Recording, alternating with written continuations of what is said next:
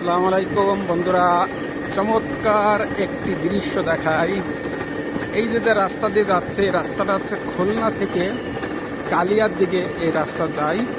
এই রাস্তা দিয়ে বাস, ট্রাক সব কিছুই চলে। গ্রামের রাস্তা যে এত সুন্দর হয় এটা আমরা এখন দেখলাম। এর আগে কিন্তু এই রাস্তাটা এত সুন্দর ছিল না, ভাঙ্গাচোরা ছিল।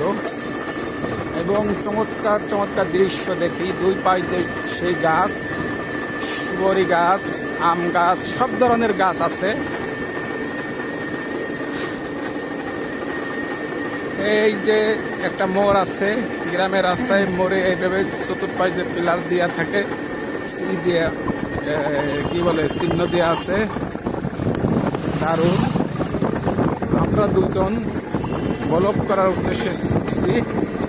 আমি আছি, আমার সাথে আছে আমার ভাইস্তা রিজাম। সেও আস্তে আস্তে ভালো কাজ শিখে গেছে। সে আমার ক্যামেরা পার্সন, তাকে ক্যামেরাম্যান হিসেবে নিয়োগ দিলাম। সে ভালো কাজ করতেছে।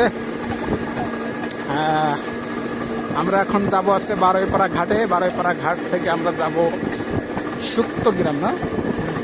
শুক্তগ্রাম যাব। সেখানে হাঁড়ি পাতিল, কাঁচা হাঁড়ি পাতিল কীভাবে বানাই সেগুলো তুলে ধরবো। বন্ধুরা, তোমরা যারা আমাদের ভিডিওটি দেখতেছো অবশ্যই ভিডিওটি শেয়ার করে দেবে এবং কমেন্ট করবে, আমাদের ভিডিও করার জন্য আরও উৎসাহ দেবে।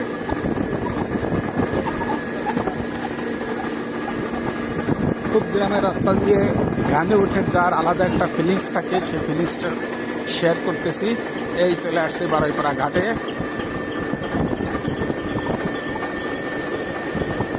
এই ঘাটে একটা ব্রিজ আছে। এই পৃথিবীতে এরকম ব্রিজ কোথাও নাই। দুই পাশে হয়েছে, মাঝখানে হয় নাই। এটা আছে একমাত্র পৃথিবীতে। এই ব্রিজটা ইতিহাস গড়ছে। এই সেই ব্রিজ। মাঝখানে দুর্নীতি হয়েছে। দুর্নীতি হওয়ার কারণে মাঝখানে ব্রিজটা হয়নি। চমৎকার একটি দুর্নীতি হয়েছে ব্রিজ করার সময়। এখন যারা দুর্নীতি করছে তারা সবই এখন বেশিরভাগই পলাতক। এই যে মাঝখানে কিচ্ছু নাই।